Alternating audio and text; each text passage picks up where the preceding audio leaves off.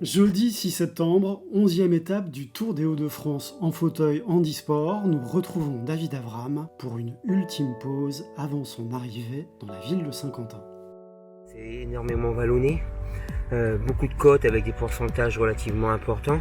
Ouais. Ce matin, on n'a quasiment pas eu de plat, donc c'était un peu dur.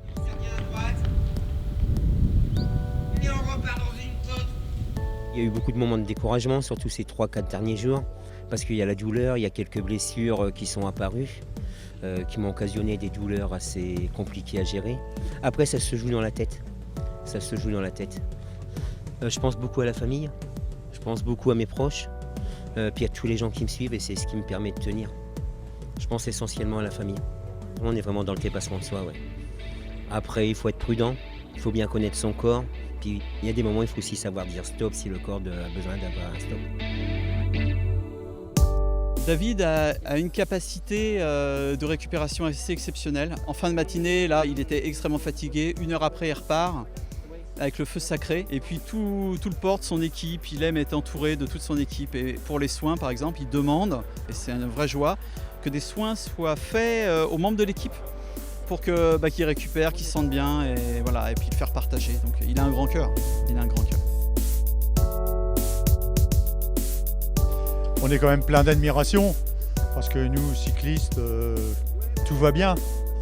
Et on est sur le vélo, c'est plus ou moins facile quand on est à côté de lui, et il n'y a pas photo. Moralement, c'est un guerrier, quoi. Moi, je l'appelle ça comme ça, un guerrier.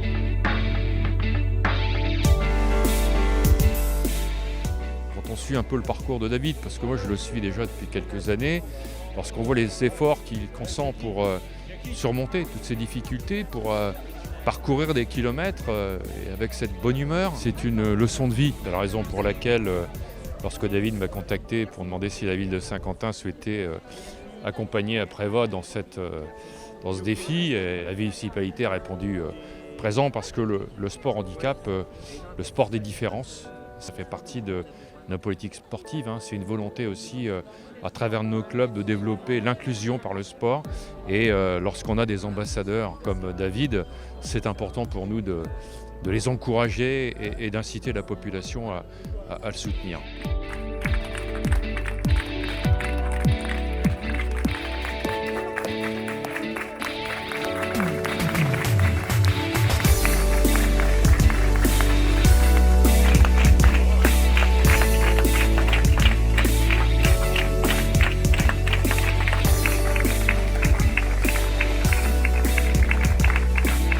Il y a un très beau message d'espoir aussi que tu convies avec ton exploit, c'est pour les enfants.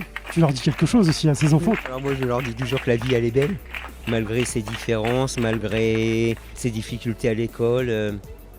Il faut qu'ils croient en eux, il faut qu'ils restent forts, et ça j'arrête pas de leur dire. Et il faut croire en ses rêves, il faut tout casser. Il ne faut pas écouter les gens qui disent que c'est pas possible.